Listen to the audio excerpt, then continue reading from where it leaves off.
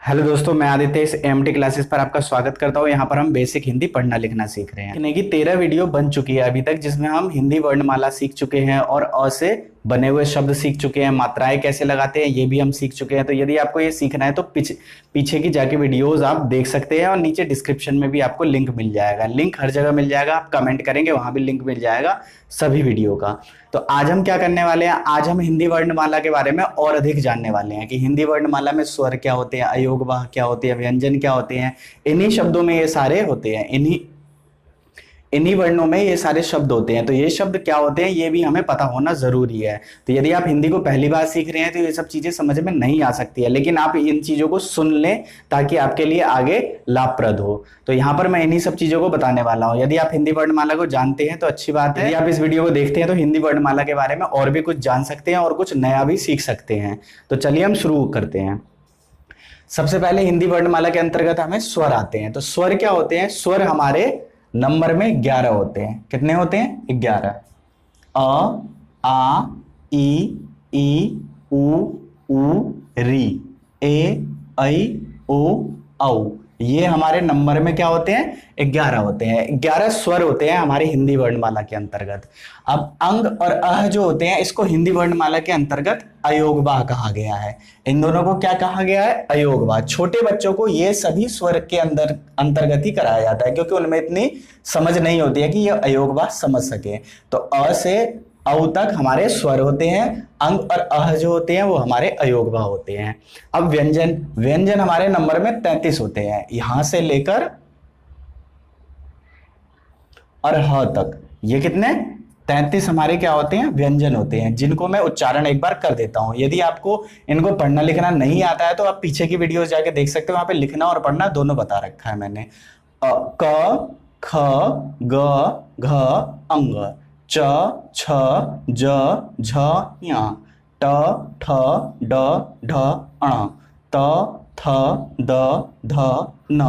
प, फ, ब, भ, म। य, र, ल, व, श, श, स, ह। ये हमारे 33 क्या होते हैं? व्यंजन होते हैं। अब अंतःस्थः व्यंजन कौन से होते हैं? अंतःस्थः व्यंजन कौन से होते हैं? काफी कुछ आपको नया सीखने को मिलेगा यदि आप मेरी वीडियो लास्ट तक देखते हैं। तो अंतःस्थः व्यंजन कौन से होते हैं? य, र, ल, व। य, र, ल, व जो होते हैं ये अंतःस्थः व्यंजन होते हैं। अंतःस्थः व्यंजन का मतलब क्या है? आप य को बोल के देखिए, य अंदर की तरफ जा रहा है, जो शब्द है, जो वायु है वो अंदर की तरफ जा रही है। य, र बोल के देखिए, र, ल बोल के देखिए, ल, व बोल के देखिए, व। अंदर की तरफ हवा जा रही है। अब प बोल के देखिए, प में अंदर की तरफ नहीं जा रही ना, तो इसीलिए इनको अंतःस्थः व्यंजन बोला जाता है। य, र, ल, व, ये 4 हमारे अंतःस्थः व्यंजन है। आते ये व्यंजन के अंदर ही है, पर उनमें भी अंतःस्थः व्यंजन है। ऊष्म व्यंजन कौन से होते हैं? ऊष्म व्यंजन जो है हमारे 4 हैं। श, श, स और ह। श बोलिए, ये वाला श बोलिए। तो श बोलने की क्या होगा? अंदर से एक गर्म हवा बाहर की तरफ आएगी। श। य बोला तो कोई हवा नहीं आई ना। श बोल के देखिए, श, श, श। श बोलेंगे तो एक ऊष्म हवा बाहर आएगी, इसलिए उसको ऊष्म व्यंजन बोलते हैं, जो कि हमारे 4 हैं। श, श, स, ह। ये हमारे क्या होते हैं? ऊष्म व्यंजन होते हैं। तो ये भी क्लियर हो गए हमारे।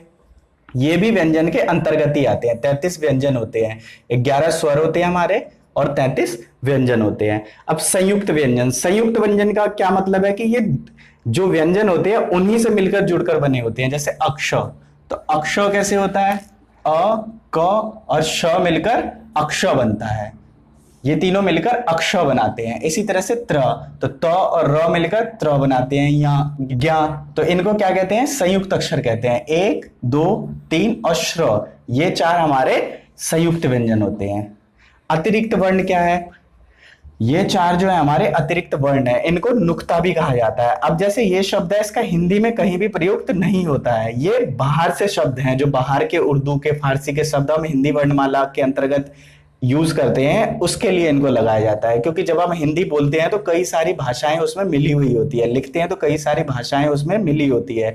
हिंदी लिपि ही नहीं, बाहर की लिपियों से भी कुछ शब्दों को लिया गया है। तो इसीलिए ये क्या होते हैं, अतिरिक्त वर्ण होते हैं, इनको भी ऐड किया गया है, इनको भी जोड़ा गया है हिंदी वर्णमाला में।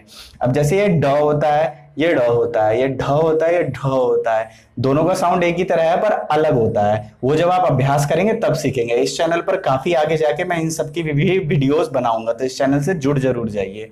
ये ज होता है, ये ज होता है, कहाँ गया, ये ज होता है, ये ज की आवाज निकालता है क्योंकि इसके नीचे बिंदी लगी होती है। इनको ही, ये जो नीचे बिंदी लगी होती है शब्दों पे, ज और फ पे सबसे ज्यादा लगी होती है, इन्हीं को हम नुक्ता कहते हैं। जो शब्द के नीचे बिंदी लगी होती है, ज और फ पे ही लगता है। जैसे जरा और जरा, जहाज, जहाज, जहाज, ऐसे बहुत सारे शब्द है, वो एग्जाम्पल मैं आपको बाद में दूंगा। यहाँ पे सिर्फ इंट्रोडक्शन है कि हिंदी वर्णमाला के अंतर्गत क्या क्या होता है। तो ये नुक्ता भी आपको समझ में आ गया। अब पंचमा अक्षर है। पंचमा अक्षर क्या होते हैं, जो हमारे अंग, ञ, ड़, न और म जो होते हैं, ये हमारे पंचमा अक्षर होते हैं। ये क्या होते हैं, ये बिंदी भी लगती है ऊपर, जैसे हमने गंगा लिखा तो उसके ऊपर भी आता है, इन्हीं के ऊपर भी इन शब्दों का इस्तेमाल किया जाता है।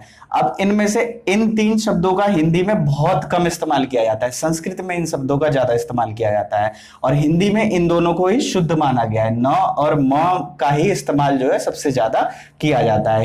हिंदी जब हम लिखते हैं तो इन शब्दों का इस्तेमाल संस्कृत में ज्यादा किया जाता है, संस्कृत के शब्दों में इनका इस्तेमाल ज्यादा किया जाता है। ये सभी चीजें जब आप आगे कोर्स को पूरा करेंगे और वीडियोस देखेंगे तब आपको जानने को मिलेगा। इन सब के बारे में बहुत अच्छे से आगे आपको आने वाले समय में पता चलेगा, यदि आप इस चैनल से जुड़े रहते हैं तो। और इस चैनल की वीडियो शुरू से लेकर लास्ट तक देखिए।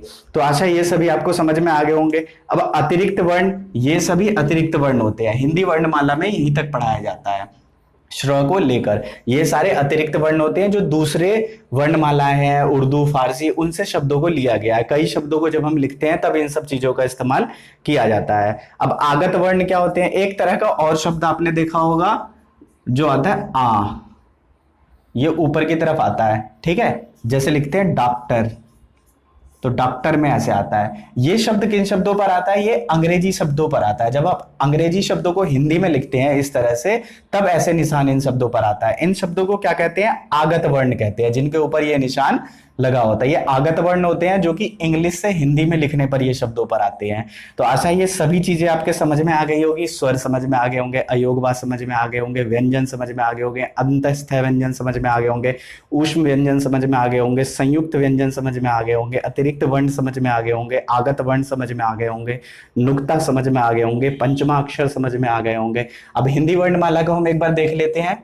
अ से अ तक 11 स्वर होते हैं, फिर उसके बाद हमारे 33 व्यंजन होते हैं जो कि ह तक है। तो 33 व्यंजन, 2 हमारे अयोगवा होते हैं, उसके बाद हमारे 4, ये हमारे 4 संयुक्त अक्षर होते हैं, अक्षत्र, ज्ञा और श्र। और बाकी जो ये 4 शब्द हैं, 4 में से 2 शब्दों को ही अतिरिक्त वर्ण में लिया गया है, 2 नुक्ता शब्द होते हैं। तो ये 4 अलग से शब्द होते हैं। तो हिंदी वर्णमाला के अंतर्गत इतने सारे वर्ण होते हैं। कितने हो गए, एक बार इन्हें हम काउंट कर लेते हैं। 3 और 1 4, 4 और 2 6, 6 4 10 और 4 14, हाथ से लगा 1, 3 और 1 4 और 1 5, 54 वर्ण होते हैं। इनमें से 52 वर्णों को हिंदी वर्णमाला में कहा जाता है, हिंदी वर्णमाला के अंतर्गत होते हैं, जो कि आपको हर जगह मिल जाएंगे। और ये 2 नुक्ता शब्द मैंने अपनी तरफ से ऐड किए हैं। तो ये टोटल हमारे हो गए 54 वर्ण। तो यहाँ पर हिंदी वर्णमाला के अंतर्गत आपको काफी नई चीजें पता चली होगी यदि आपने इस वीडियो को लास्ट तक देखा है। अब एक बार मैं सभी चीजों को दोबारा से रिवाइज कर देता हूं और आप लोगों से ये कहना चाहूंगा, यदि आप हिंदी पढ़ना लिखना सीखना चाहते हैं, मैं अपने चैनल पर हिंदी पढ़ना लिखना उन लोगों को सिखाना चाहता हूं जिनको हिंदी में कुछ भी नहीं आता, जो बिल्कुल शुरुआत से हिंदी सीखना चाहते हैं।